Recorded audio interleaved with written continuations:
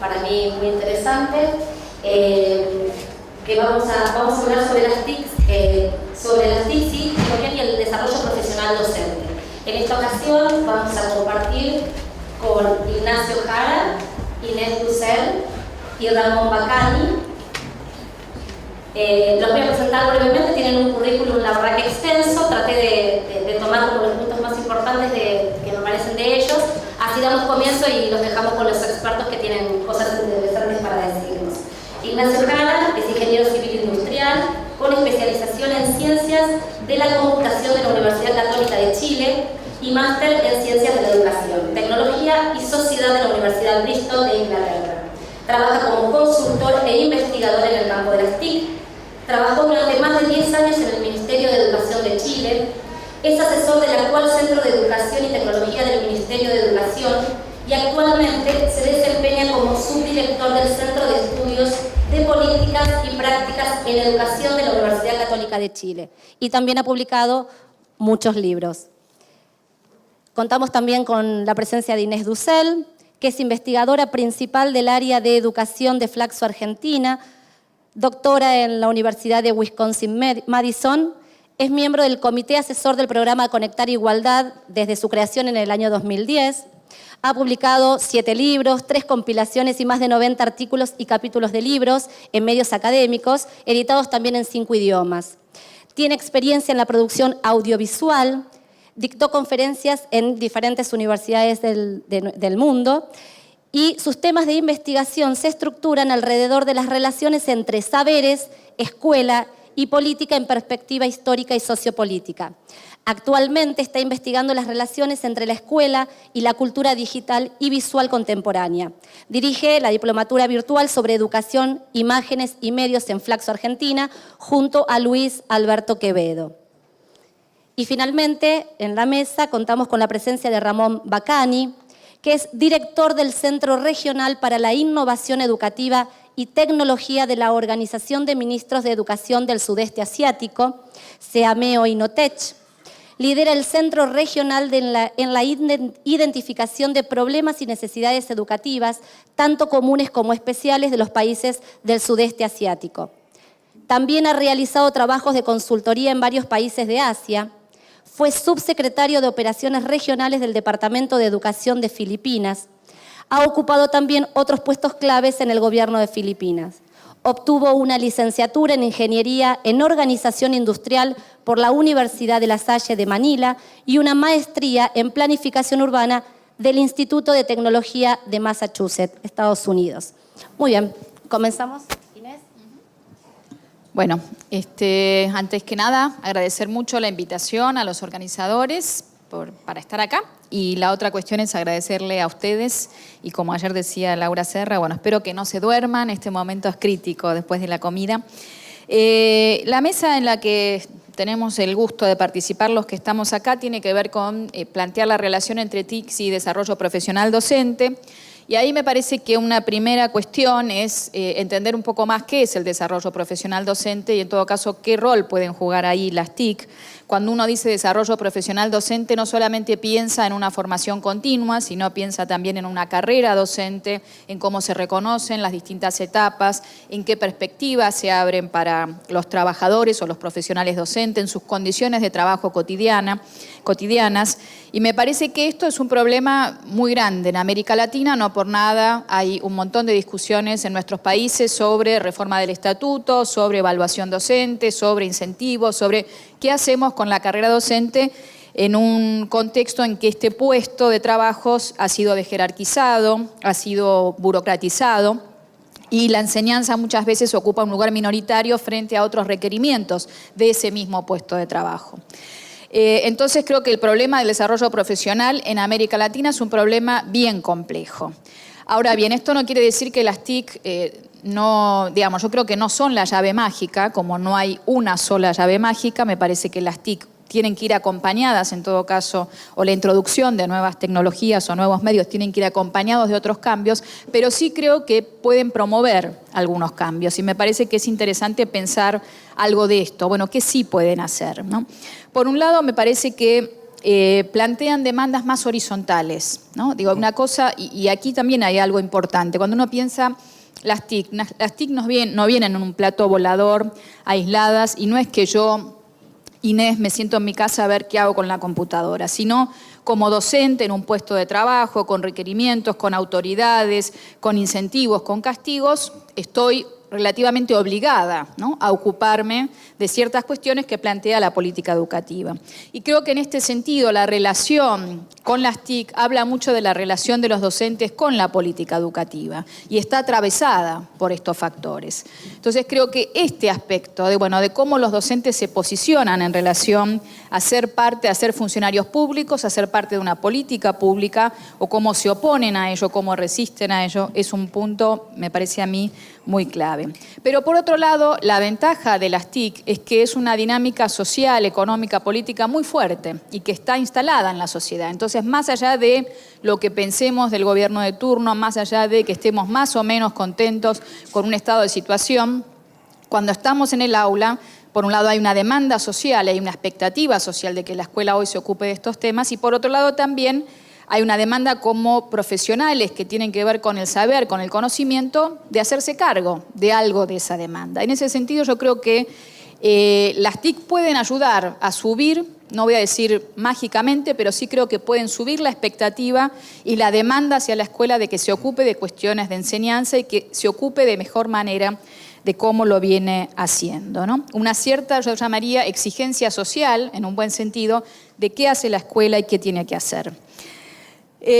Yo creo que ahí lo que nos encontramos en las investigaciones hasta ahora es que hay un apoyo bastante importante a la introducción de las TIC. Yo vengo siguiendo el tema hace unos cuantos años. Al principio era, y lo comentábamos en estas reuniones que tuvimos ayer y hoy, bueno, al principio por ahí la gente decía, tienen que estar, no tienen que estar en una materia. Bueno, en el 2013 ya nadie discute que tienen que estar, puede discutir cómo tienen que estar, pero incluso cada vez se discute menos la adopción universal y los modelos de equipamiento de alta disposición, ¿no?, de aparatos en la escuela. Entonces, no sé si será el 1-a-1, el laboratorio móvil, o serán distintas, o el 4-a-1 o el 2-a-1, pero nadie se baja, digamos, de una expectativa alta de presencia de aparatos. Sin embargo, creo que para un costado menos optimista es cómo se están introduciendo en la escuela, ¿no? Y creo que ahí volvemos a los puntos anteriores de dónde está hoy el docente en la relación con su trabajo, dónde está hoy el docente en la relación con el conocimiento y con el saber. El docente como promedio general, que es un promedio demasiado amplio, ya lo sé, ¿no? Me parece que hay una tendencia, lo que encontramos en algunas investigaciones, es más bien a pensar que las TIC traen un nuevo recurso, son un nuevo medio para enseñar más o menos lo mismo, y que entonces, bueno, sí, ahora uso la imagen porque los chicos ya no leen, o ahora uso un video porque es mejor, incluso lo dicen algunos grandes popes, esto, ¿no? Es mejor tener un video de YouTube que un libro. Y ahí creo yo que hay un problema en esta disociación entre métodos y contenidos de enseñanza, y de volver a pensar que esta es una herramienta para hacer más de lo mismo, cuando lo que plantean hoy los nuevos medios digitales es una transformación muy fuerte de cómo se produce el saber, de qué tipo de saber está jerarquizado, ¿no?, y de qué es lo que está sucediendo allí. Ahí también tenemos que pensar qué está pasando con la formación docente, y de hecho ayer Laura Serra también decía algo, bueno, nuestros países no siguieron el camino lineal de primero diseño, después planificación y después implementación, más bien implementamos y después nos pusimos a planificar y a diseñar, entonces vamos atrás de las políticas, y la formación docente es algo que no pasa de un día para el otro y que lleva tiempo, y hay un tiempo humano de apropiarse, de entender los cambios, y esos tiempos son más lentos que la introducción de las computadoras. Entonces tenemos en la mayoría de los países en los que se está implementando esta política de equipamiento universal una situación muy heterogénea y bastante despareja entre los docentes. Y eso tiene que ver con varias cuestiones. Tiene que ver con qué procesos había antes en el sistema educativo de discusión, de debate, de apertura a tecnologías, a problemas, a revisar formas de enseñanza, y qué cerrazón había, ¿no? Y esto Todavía no se han hecho muchos estudios comparados en esta dirección de los cambios que están habiendo, pero yo creo que sería un elemento bien interesante para comparar, ¿no? Estos ritmos y estas dinámicas de adopción de los cambios que hablan mucho de cómo eran y cómo son los sistemas educativos. Y ahí también el efecto que tienen los cursos. En las encuestas que yo conozco, todos los docentes dicen que tomaron algún curso de nuevas tecnologías. Pero ahí uno se pregunta, bueno, tomaron un curso y dice, ¿qué pasa? No entendieron nada, no pudieron apropiarse, los cursos no son buenos, ¿no?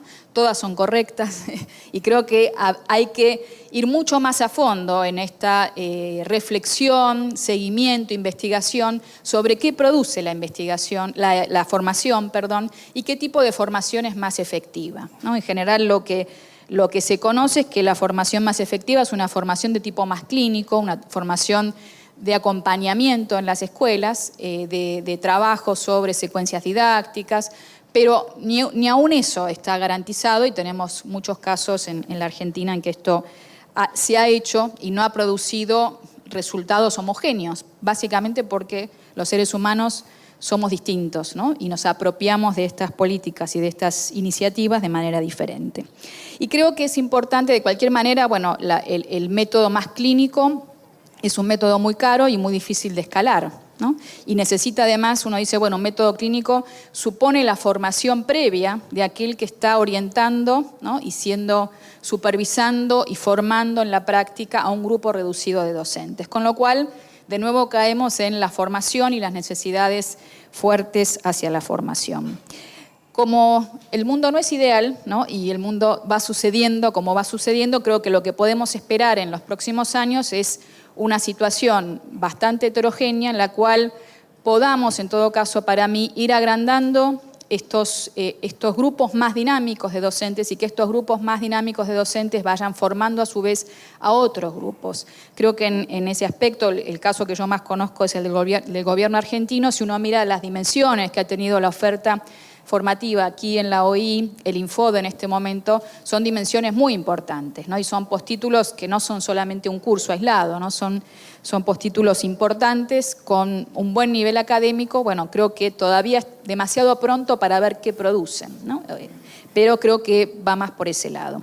Lo que quisiera presentarles en 5 minutos que me quedan, que solamente creo que voy a hacer 1 o 2, es, bueno, qué está produciendo en las aulas esto, y en todo caso, bueno, la investigación que vinimos haciendo desde la Universidad Pedagógica el año pasado, con un equipo de investigación, con Delia González, Patricia Ferrante y Julieta Montero, es seguir a algunos profesores que sí están usando las tecnologías, que sí están pudiendo apropiarse y ver qué pueden hacer, ¿no? Porque aún en esos casos uno encuentra, bueno, sí, yo las uso en general. Los profesores que encontramos no son profesores que solamente piden buscar información, sino que hacen un trabajo interesante con lenguaje multimodal. Por ejemplo, un profesor de historia que dice, bueno, yo llevo un documental, pero llevo solamente la imagen y los chicos tienen que grabar el audio y bueno, entonces tienen que crear un texto y tienen ciertos saberes técnicos, pero también un saber histórico, ¿no? Y también usar un lenguaje de cierta manera. Otros profesores que están haciendo otro tipo de trabajos, siempre con disparadores o con productos que tienen que ver multimodales. Y quisiera presentarles 2 breves cápsulas de 1 minuto de cosas que han hecho los chicos, porque me parece que también en un punto estos son trabajos seleccionados por los profesores como trabajos de excelencia y que yo creo que muestran las necesidades de muchísima más formación todavía, ¿no? en este plano. Entonces, si me permiten. Irigoyen gobernó prácticamente sin recurrir al Congreso y puso en práctica una política generalizada de intervenciones al gobierno, con el fin de debilitar a las oposiciones. Prácticamente todas las provincias fueron intervenidas, con excepción de Santa Fe, Buenos Aires y Jujuy.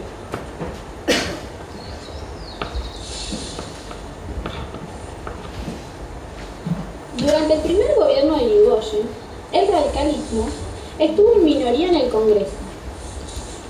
En la Cámara de Diputados, 101 miembros eran radicales y 129 opositores, mientras que en el Senado, sobre 58 miembros, solo 2 eran radicales. Recién en 1918, los radicales tuvieron mayoría en diputados y senadores.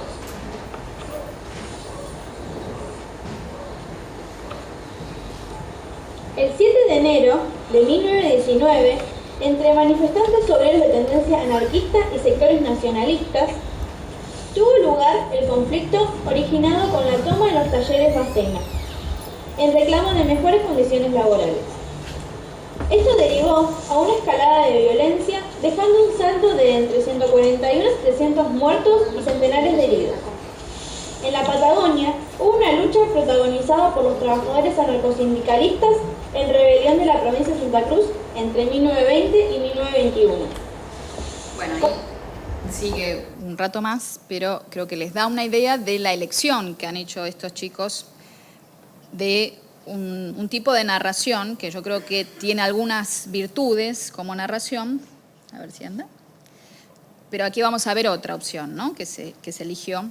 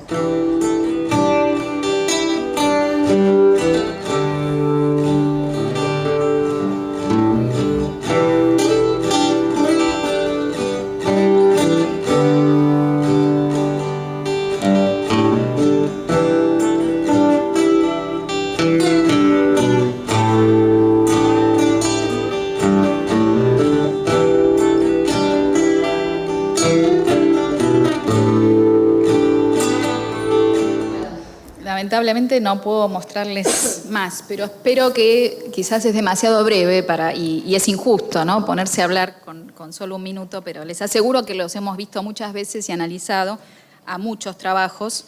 Y creo que este es un aspecto que tenemos que trabajar muchísimo más, ¿no? Porque hace a una elección que los docentes justifican desde el lugar de que es los chicos se enganchan, participan y hacen cosas espectaculares. Y esta cosa espectacular se basa, en primer lugar, en lo poco que los docentes conocen este lenguaje. Uno, conociendo un poco más, dice, bueno, esto no lo subirían a Facebook, ¿no? Esto para Facebook lo harían mejor que lo que hacen para la escuela. Pero además, una de nuestras preocupaciones principales es, bueno, por ejemplo, estos chicos que leen, ¿no? Un libro de texto. ¿Qué nivel de apropiación hay del contenido? Nada, cumplieron con la tarea escolar como la cumplían antes, ahora con este formato eso no quiere decir ni que aprendan más ni que aprendan mejor.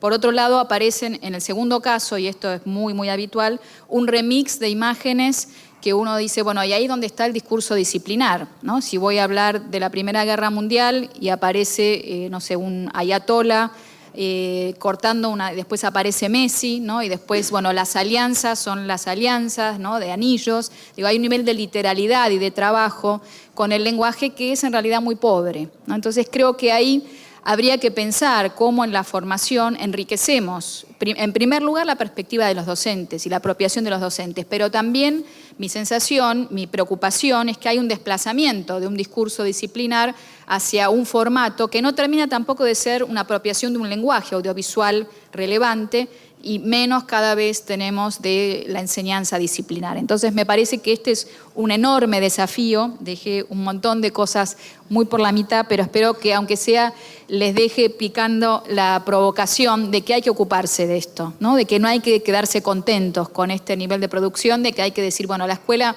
tiene que hacer más que esto y está para hacer más que esto. Muchas gracias.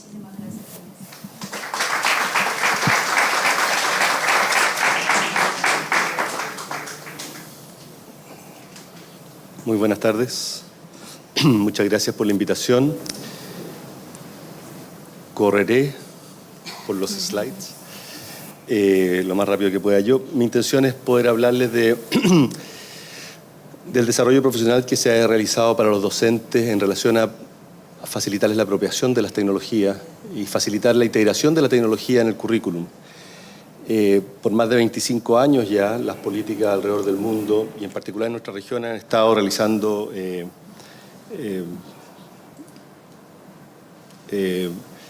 estrategias para poder capacitar a los profesores, para habilitarlos en esto. Se ha probado de todo, ¿ah? Estrategias presenciales, semipresenciales, a distancia, coaching en las salas de clase, asesoría a los colegios, con distintos enfoques temáticos. Lo hemos probado de todo. Sin embargo, lo que ha ocurrido en casi todas partes es que, si bien muchos profesores salen de la formación, larga, corta, cualquiera sea su modalidad, e intentan cierto nivel de uso, en la práctica lo que queda es que alrededor de un 20% de los profesores, pues, depende de los lugares, son los que permanecen, que son el 20% de los profesores innovadores que han estado en cualquier proceso de reforma intentando innovar. Todos los datos cuadran. Por ejemplo, aquí hay un dato de la última prueba PISA, la del 2009, perdón, no la del 2012, que todavía los resultados no salen, donde muestra, esos gráficos muestran la cantidad de estudiantes, dice, que no usan nunca la tecnología para apoyar las distintas asignaturas que aparecen señalizadas: lenguaje, matemáticas, ciencia, lenguas. Están los países que participaron en este cuestionario de PISA señalados, pero la verdad es que el promedio latinoamericano es en torno al 80%, pero no es muy diferente de todos los países de la OECD. ¿Ah? No es un problema de cantidad de computadores, no es un problema de recursos o de facilidades en la escuela, hay algo más estructural que hace que nos preguntemos sobre qué es lo que está pasando. La verdad es que si uno observa lo que hacen los profesores, o qué le está pasando, los profesores en general no entienden mucho, la gran mayoría, cuál es la relación entre estos nuevos artefactos y sus posibilidades y el trabajo propio que tienen que realizar cada día, en tener que enseñarle a los niños lenguaje, matemática, historia, en fin. Les cuesta entender esta relación. ¿Cuál es la contribución? Presionados por usar, muchos se arriesgan y la verdad muchos se sienten así. Pareciera que les proponemos algo, las estrategias de capacitación o las políticas, les proponemos algo que es un salto demasiado grande, demasiado difícil. Muchos también presionados por esto terminan mistificando las tecnologías. Hay algo propio humano ahí, como dice este académico de la Universidad de Harvard, pareciera como que hubiera una irradiación de conocimiento desde las pantallas de los computadores a las mentes de los niños. Y esa suerte de mito influye en la manera en que los profesores usan la tecnología. Muchas veces los ponen en contacto con la tecnología, de alguna manera delegando en ellas la responsabilidad por la enseñanza de los niños. Bueno, alguien sabrá, si hizo este software y dicen que es tan bueno, por lo tanto, que le enseñe. ¿Ah? Y no es así, no pasa nada, no hay nada efectivo en eso. Muchos también presionados por las políticas, por las familias, por los colegios, terminan usándolo, aunque no haya ningún cambio adicional. Como muestra ese no sé si se alcanza a leer, se hace lo mismo, pero sobre otro soporte, y eso no cambia nada. Por lo tanto, no solo los pocos profesores mantienen usando esto, sino que además los resultados esperados de estas políticas que impacten en mejora de aprendizaje de los niños tampoco es algo que se ha podido observar en forma masiva. Bueno, la pregunta es: ¿qué está pasando? ¿A qué no estamos entendiendo bien? ¿Ah? ¿Qué debemos volver a revisar para que nuestras estrategias de formación, de apoyo a los profesores, sean más efectivas? A lo mejor no estamos entendiendo bien cuál es el trabajo de los profesores y cuál es la relación entre esto y estos nuevos artefactos. Hay algo que hay que entender también. En general, estas políticas son promovidas por gurús o creyentes en ellas, que poco a poco hemos ido, como de alguna manera, sin querer queriendo, impulsando un discurso, un relato sobre esto, que pone las tecnologías primero, como si las tecnologías vinieran a refundar los fundamentos sobre los cuales entendemos que los niños aprenden o cómo se debe enseñar. Y la verdad es que no es así. Y ahí hay un error de base que pudiera estar en el comienzo de este malentendido y en el comienzo de cómo hemos planteado mal las cosas para los profesores. Dicho de otra forma, no sé cómo lo dirán acá, hemos puesto la carreta delante de los bueyes. ¿Ah? Las TIC no han cambiado todo, ya lo sabemos hace rato. Una buena educación,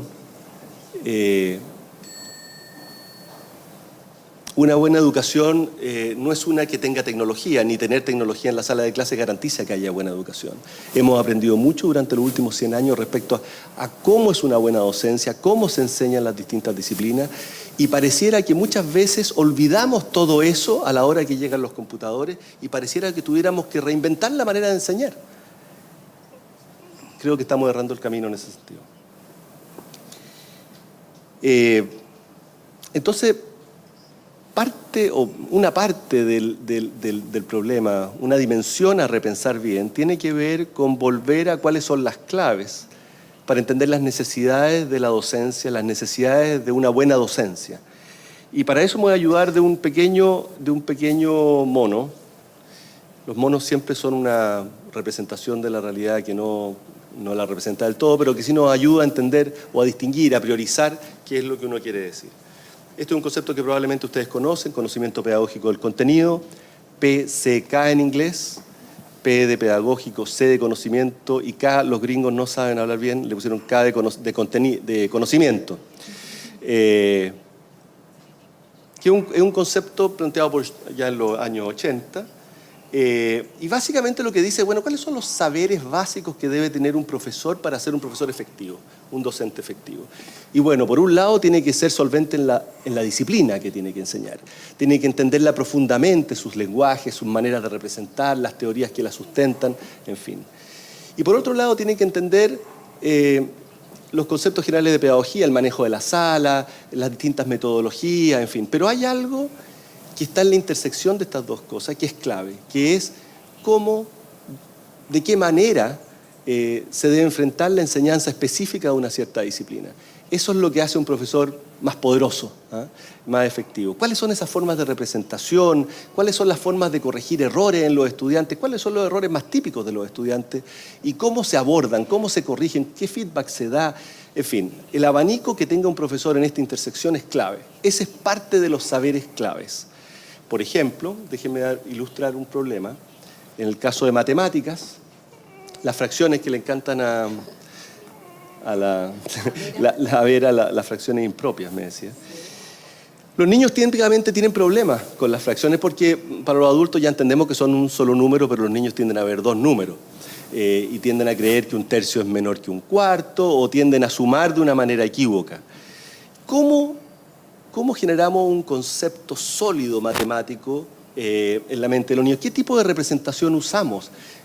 Figuras, rectas numéricas, ¿cómo los hacemos trabajar con estos conceptos para que capturen la esencia de lo que queremos transmitirles, de que queremos que adquieran?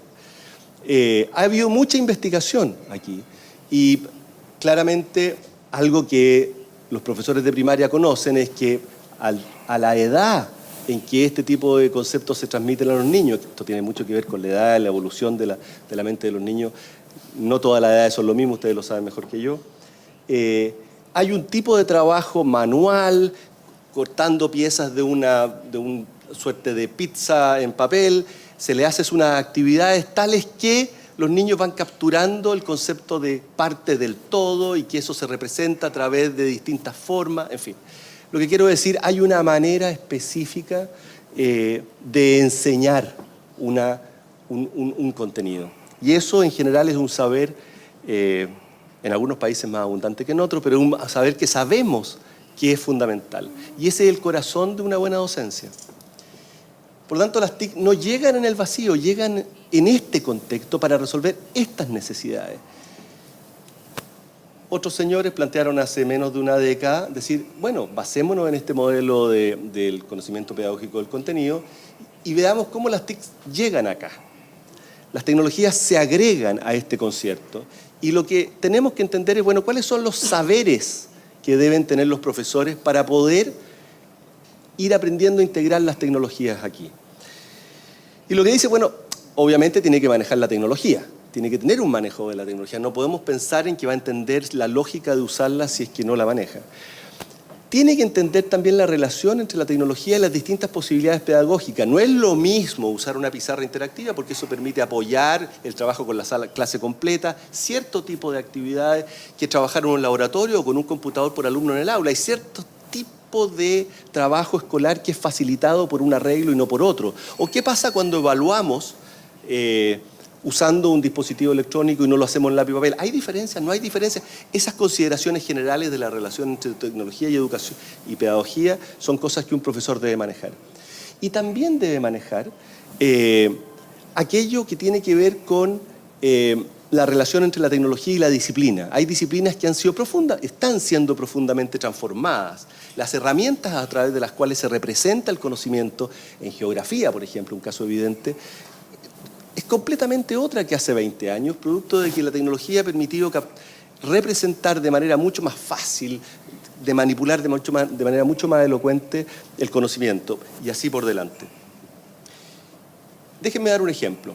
La misma clase de fracciones, y aquí es donde nos empezamos a equivocar, la misma clase de fracciones, cuando el profesor de matemáticas le dicen introduzca tecnología, muchas veces lo que hace es eliminar las actividades claves que sabemos que funcionan y tomar un software, porque el software se supone que hace lo mismo, y hacer que los niños trabajen en el computador lo mismo. Como si eso tuviera un valor educativo, y no necesariamente. No necesariamente. Y nos empezamos a confundir, ponemos la carreta delante de los bueyes. Sin embargo, puede ser que la tecnología pudiese ayudar si es que esa clase se abre y se cierra con apoyo de una representación compartida en una pizarra interactiva donde los estudiantes, por ejemplo, al cierre de la clase puedan mostrar al resto del curso cómo hicieron el trabajo, moviendo piezas de un papel gigante que está representado en esta pantalla interactiva. Puede ser que eso sea algo poderoso en algunos contextos. Otro ejemplo, en geografía, por ejemplo, los temas de representación y escala son típicamente problemas muy difíciles, son nudos, que a los profesores les cuesta mucho que los niños capturen. Se sabe que el tema de representación es algo que normalmente los profesores lo que hacen, y es efectivo, es que los niños, por ejemplo, salgan a hacer un recorrido por la escuela o por el barrio y luego traten de dibujar ese espacio que recorrieron. Y luego esa representación se discute y se viaja desde ahí a entender cómo la representación de los planos o las fotos aéreas representa una realidad que para ellos es completamente una experiencia en otra dimensión, un punto de vista completamente distinto. Eso es efectivo. Entonces, bueno, ¿y quién me puede ayudar la tecnología a ayudar en estas cosas? El tema de la escala, sin embargo, es un tema cómo planos de distinto tamaño representan una misma realidad, pero puesto en distinta escala, es algo donde la tecnología sí puede ayudar en la medida que hay representaciones que permiten manipular y mover rápidamente la escala, cosa que no permite el soporte de papel. Entonces, sí, hay puntos que agregan valor, y eso depende de la disciplina, depende de un conocimiento profundo de cómo los niños, cuáles son los nudos que tienen los niños para aprender las distintas materias que la escuela es responsable de ofrecer. Lamentablemente no siempre hemos enfocado el desarrollo de los docentes mirándolo desde esta perspectiva. Quiero agregar un par de advertencias adicionales que son problemáticas. Uno es que, como ya advertí, no todo puede ser enseñado con tecnología, pero no solamente por un problema didáctico o metodológico, sino que también por un problema de que lo que el currículum nos dice que debemos hacer capaces los niños es un conjunto de disciplinas, conocimientos, habilidades, que muchos de ellos, su construcción está íntimamente vinculado al soporte lápiz y papel sobre el cual se construyeron. Por ejemplo, la matemática. Es una frase de una profesora de un colegio americano que después de tener un programa 1 a 1 decidieron abandonarlo, porque los profesores no lo usaban suficientemente y era muy caro para ellos.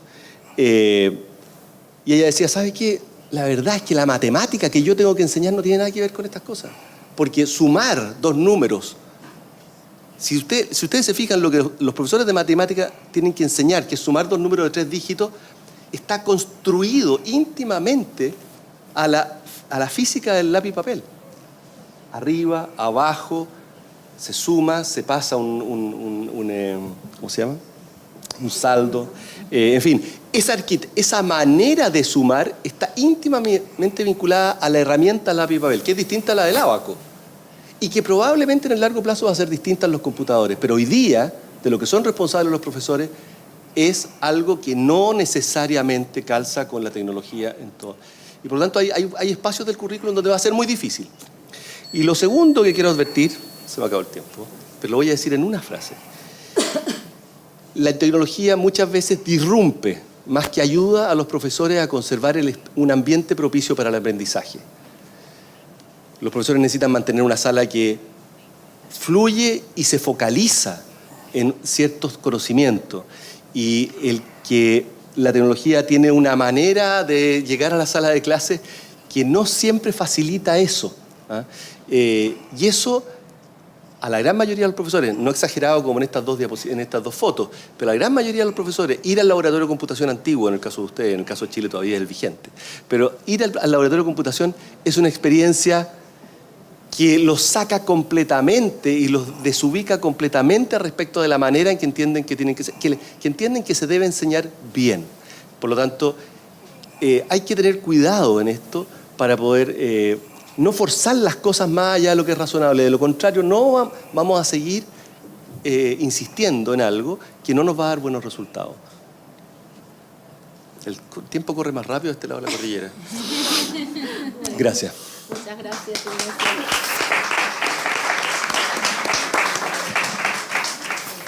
Good afternoon. I will be making the presentation in behalf of the Southeast Asian Ministers of Education Organization, or CIMIO for short. And our organization's motto is Leading Through Learning.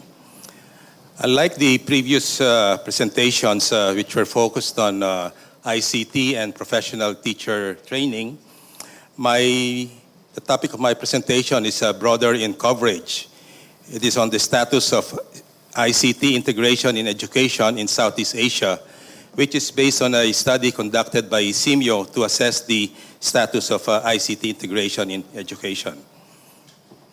This is the presentation outline. I will give a brief introduction about CIMIO and later on discuss about the ICT initiatives in the Southeast Asian region.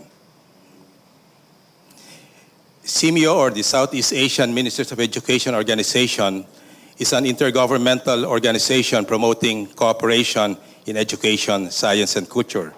And to a certain extent, it is similar, therefore, to the OEI. It was established in 1965 to promote cooperation in education, science, and culture. CIMIO establishes networks and partnerships. It provides intellectual forums for policymakers and experts. It promotes sustainable human resource development. It develops and nurtures the capacities of teachers and school managers in Southeast Asia through its regional centers. CIMIO has 11 member countries, and we have quite a diverse set of member countries. For instance, we have a country which is as large as Indonesia, which has 240 million population. We have small countries which are part of CIMIO, like Timor-Leste and Brunei Darussalam, which have less than 1 million population. Moreover, these countries differ in their level of economic development. Singapore is considered to be a first world country at this time. Malaysia aspires to be to achieve the status of a first world country. And then we have the less developed countries of Southeast Asia, like Timor-Leste, Laos, and Cambodia. Also, these countries differ in the performance of their educational system. Singapore, based on international tests like PISA and TIMSS, has been considered to be one of the top performing education systems in the country, while we have countries, especially the least developed ones, where the education system is not performing very well. Also, these different countries have their own respective national languages, unlike in the Ibero-American region, where Spanish and Portuguese are the dominant languages in the CMO member countries, they have their own respective national languages. And in certain countries like the Philippines, although there is a national language, which is Filipino, which is it's the mother tongue of only about 15 to 20% of the population. We have in the Philippines about 70 to 80 local languages, which are spoken by large population groups. Also, CMU has associate member countries, and about the newest one is United Kingdom, and Spain became an associate member in 2007. It also has what we call affiliate member countries, the International Council for Open and Distance Education, University of Tsukuba, and the British Council. The vision of CMU is to be the leading organization for enhancing regional understanding and cooperation in education, science, and culture, working towards a better quality of life in Southeast Asia. The mission is to enhance regional understanding, cooperation, and unity of purpose among member countries for a better quality of life through the establishment of networks and partnerships, the provision of fora among policymakers and experts, and the promotion of sustainable human resource development. CMU has what we refer to as regional centers, which are hosted by the different member countries of CMU. They have their own areas of expertise. For instance, the center which I represent is Regional Center for Educational Innovation and Technology. We have regional centers dealing with science and mathematics education. This is based in Malaysia, Penang, Malaysia. We have a regional language center, which is based in Singapore, and we have a vocational and technical education center based in Brunei Darussalam. We also have regional centers dealing with culture. We have the Center for History and Traditions, which is based in Myanmar, and the Center for Archaeology and Fine Arts, which is based in Thailand. We have centers dealing with science, and for instance, one of the centers based in the Philippines is dealing with agriculture, research and graduate studies in agriculture. A regional center in Indonesia is focused on tropical biology. There are regional centers dealing with different aspects of tropical medicine, like public health and various tropical diseases. This is just this is how the different centers are located in the different member countries of CMU.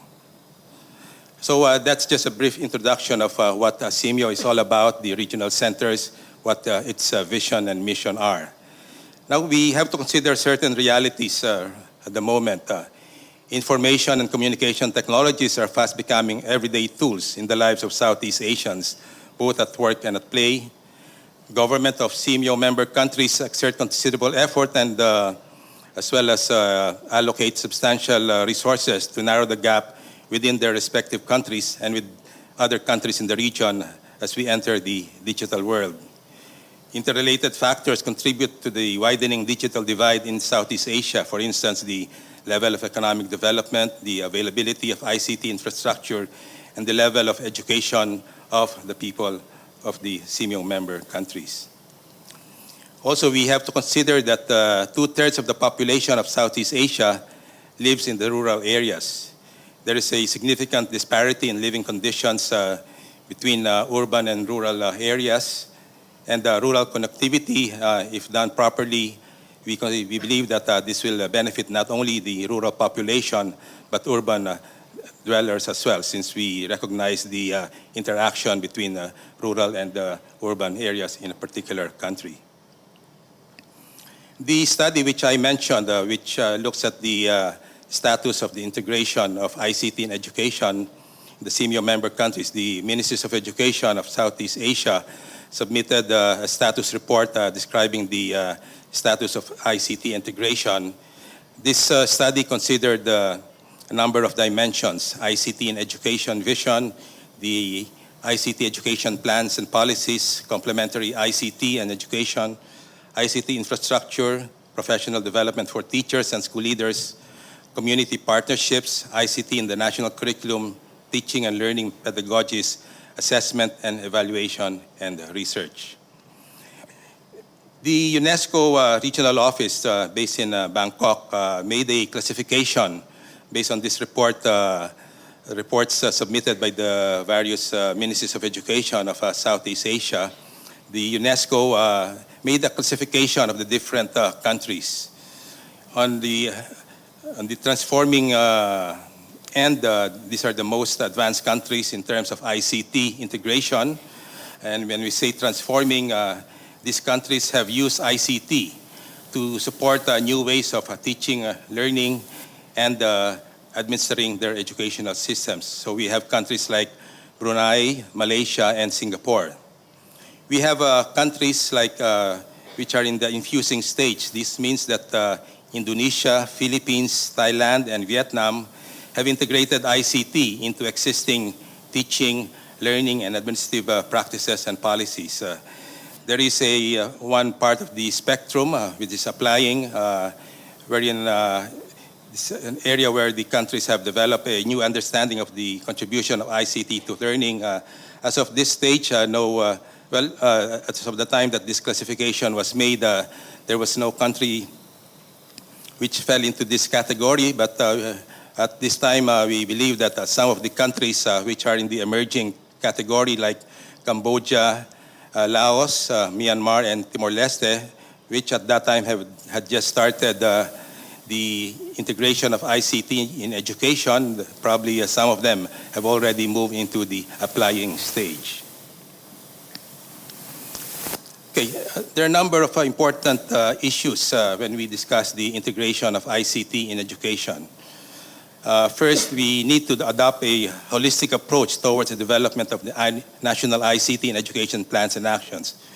We have to remember that ICT is not an end in itself. It is a means to an end, meaning that it is a means to achieve the education goals like improving access, improving equity, improving the quality of education, and improving the governance of education systems, since in education systems are very large administrative systems. For instance, Indonesia has a few 100,000 schools spread over 13,000 islands. Philippines has 45,000 public schools. And so it is important that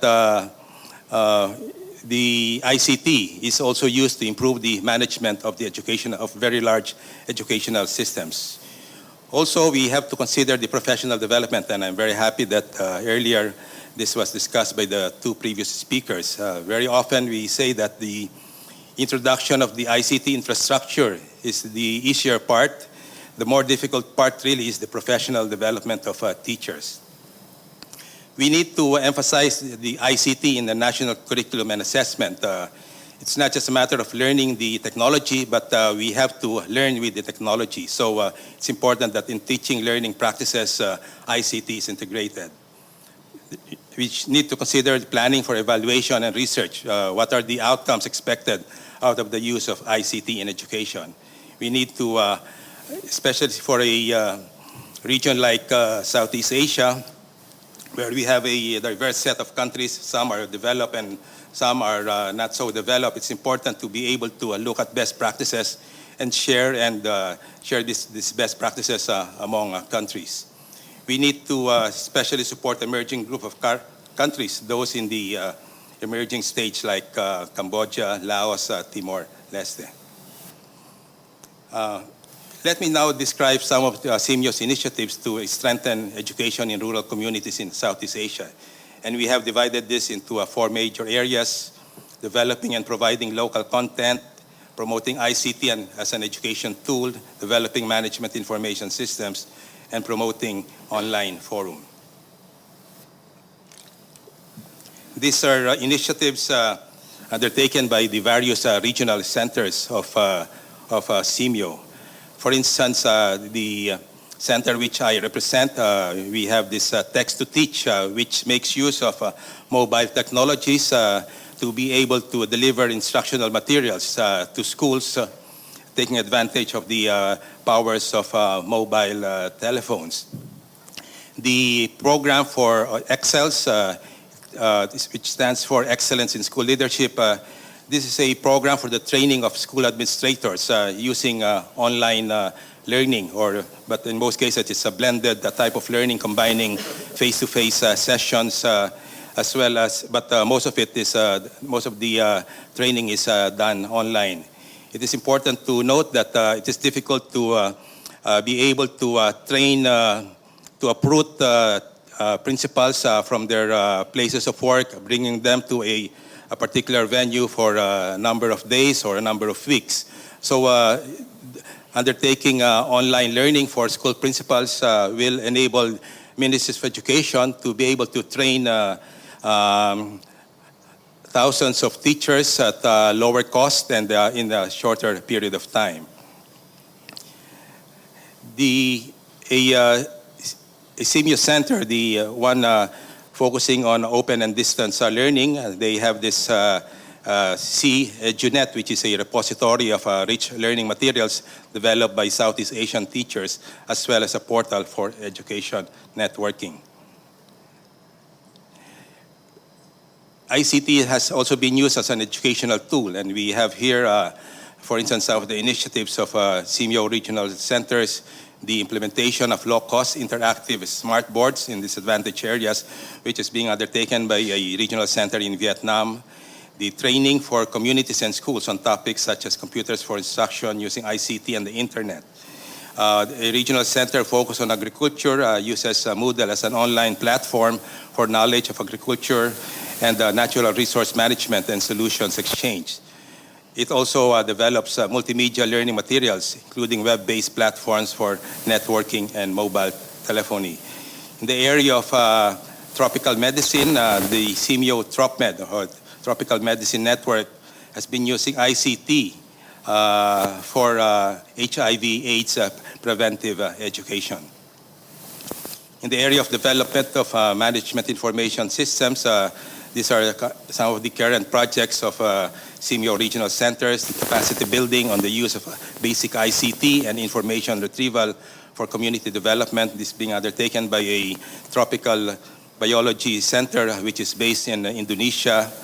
The Tropical Medicine Network is also using ICT for school community partnership for preventive education by developing a web-based project database. The Biotrop Center in Indonesia also uses geographic information system and remote sensing technology for natural resource management.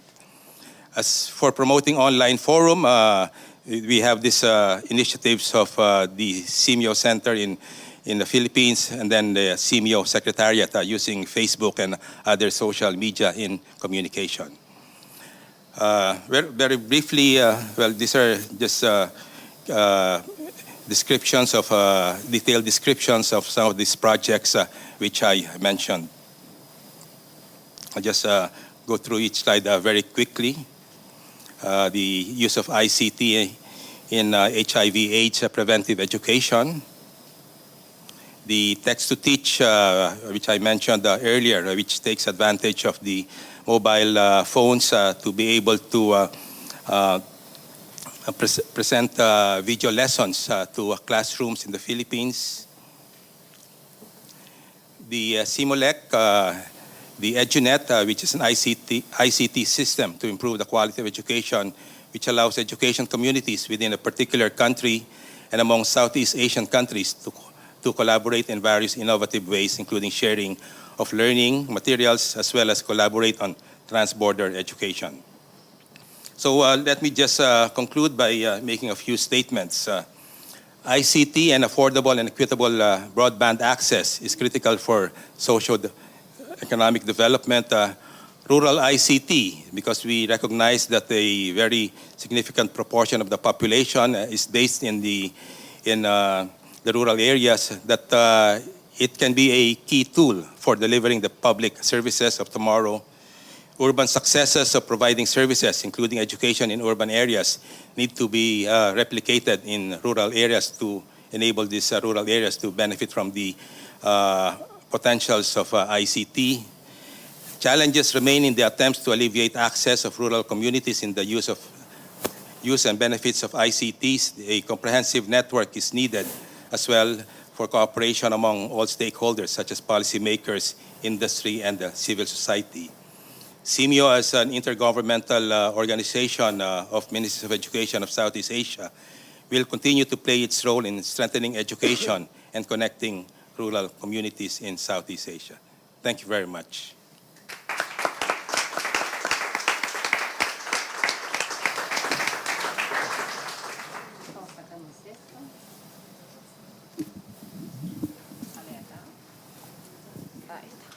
Bueno, la verdad que un placer escucharlos. No sé ustedes, ¿qué les pareció?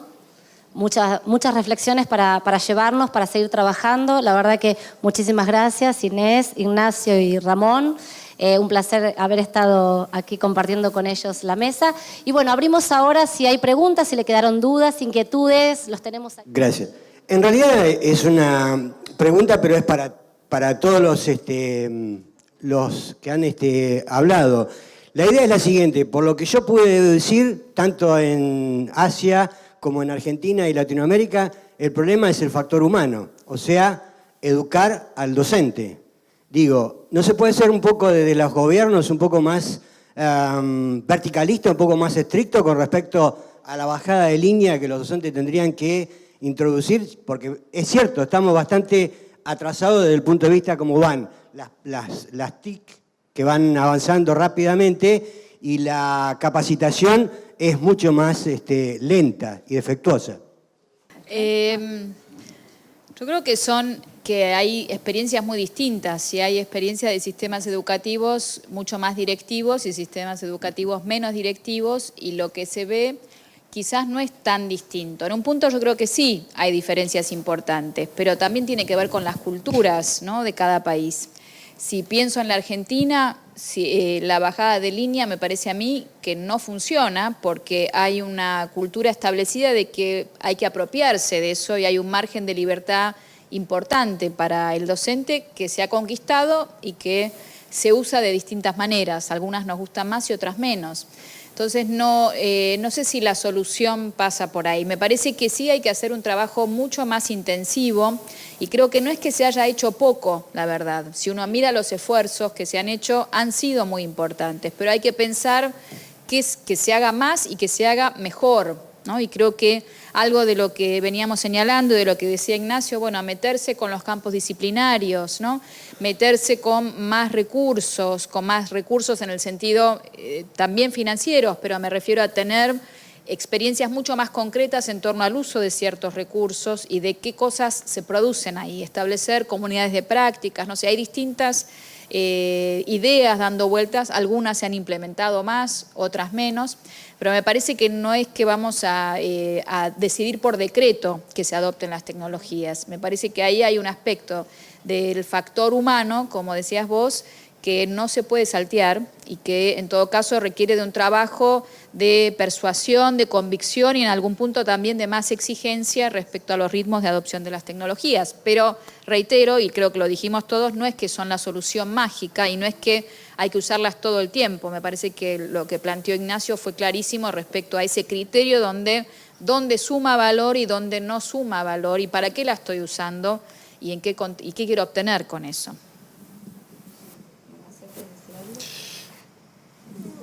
Reforzar que en los países que llevan más tiempo en estas lides, los procesos también son largos. No es que haya alguien que haya descubierto la pólvora mucho más rápido que nosotros. En este minuto el sistema de ustedes está en la frontera, en una frontera donde son los propios docentes los que tienen que ir lentamente ir descubriendo cuál es esta relación de valor en el aula para la tecnología, y es algo que está viviendo todo el mundo. Esa es la frontera hoy día. No es que haya algo que sepa alguien y que es un libro que no hayamos encontrado y que es cosa de distribuirlo para que todos sepamos.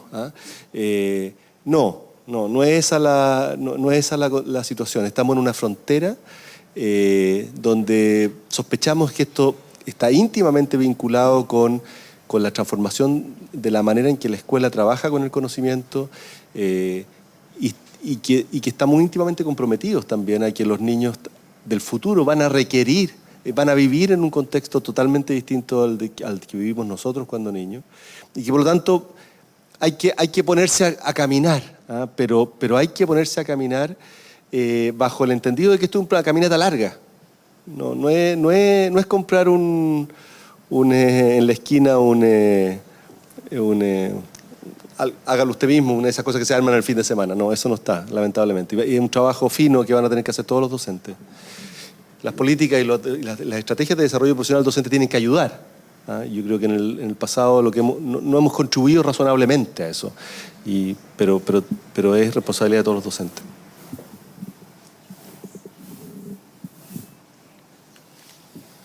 Well, I did not get the first part of the question, but let me, I think I get a sense of the question. But let me just say that, well, we cannot expect ICT to make a bad teacher a good teacher. We need to make sure that a teacher has to have the basic competencies to be a good teacher. And then with the use of ICT, then a good teacher can become a better teacher. We need to make sure that schools have two fundamental elements, good teaching practice and effective school leadership. These important elements will facilitate the introduction of ICT and make ICT effective in teaching and learning. And that's all. Thank you. Sí, nosotros estamos hablando y nos preocupamos siempre por los docentes que ya se recibieron, están trabajando y quizás, no sé, mi pregunta sería, ¿no tendríamos que profundizar también en la formación docente, en aquellos docentes que están en camino de...? Porque yo trabajo en el profesorado para educación primaria y hay una materia que les da tecnología solamente. Entonces, esas personas que vienen en formación, a pesar de que tengan esa materia, terminan su carrera, pero les faltan muchísimas herramientas. Entonces, por ahí cuestionar las carreras, no sé si está en proceso o no, pero bueno, para integrar más la tecnología en la formación de los futuros docentes. Absolutamente. Es una deuda. En general los países han dejado como las facultades de educación o los institutos, no han sido parte de los procesos de cambio y es una deuda. Además, la academia formadora de profesores ha sido quizás más resistente que el profesorado de los colegios, de las escuelas, respecto a incorporar las tecnologías. En todo el mundo, ¿eh? Hace unos pocos años la OSCE hizo un estudio sobre qué estaba pasando en universidades de todo el mundo respecto a la integración de tecnología, justamente ante la constancia de que la resistencia ahí era más dura. Si ustedes piensan que uno puede ir a la Facultad de Educación y encontrar respuesta a la pregunta de cómo integro tecnología, es el último lugar donde hoy día hay respuesta. El absurdo. Entonces, sí, hay que meterse ahí, hay que meterse rápido. Porque hay muchas partes que lo están empezando a hacer, y seriamente, porque además los nuevos profesores, un profesor español, Agustín, me decía delante que cuando habían hecho un programa en Andalucía, que llegaron muchos computadores a la escuela, los más resistentes eran los más jóvenes. Curiosamente, los que estaban más cercanos a recién haber egresado, los que menos se inscriben. Los más dispuestos son los que tienen más tiempo. Bien interesante. Pero sí, totalmente de acuerdo.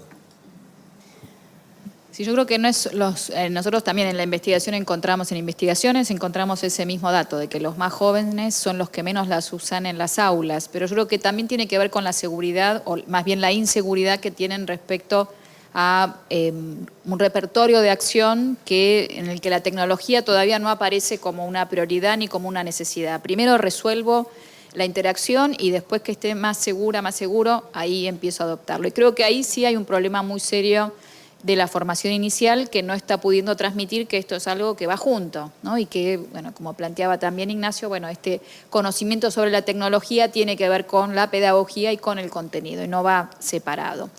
Yo creo que ahí tenemos todavía, bueno, en la Argentina sí hay un esfuerzo importante. Conectar Igualdad está llegando a los institutos de formación docente al mismo tiempo que llegó a las escuelas y está enfrentando probablemente los mismos desafíos que enfrentan las escuelas secundarias en este momento. Y bueno, lamentablemente no se hizo antes, y no es que pero creo que hay esfuerzos en una dirección y una preocupación. Y también conozco el caso de Uruguay. Estamos empezando un trabajo en la OI de una investigación regional sobre Uruguay, Argentina, Paraguay y Brasil, en el que esperamos tener más resultados para contarles en unos meses, pero hasta ahora lo que vimos es que viene más lento, pero viene, ¿no? En el caso de Uruguay fue efectivamente más lento que la introducción en las escuelas, pero está llegando y está empezando. Hay profesorados que están tomando un dinamismo, una iniciativa muy importante, y ojalá que esto, bueno, lo vamos a ver en 10 años, probablemente no antes, ¿no?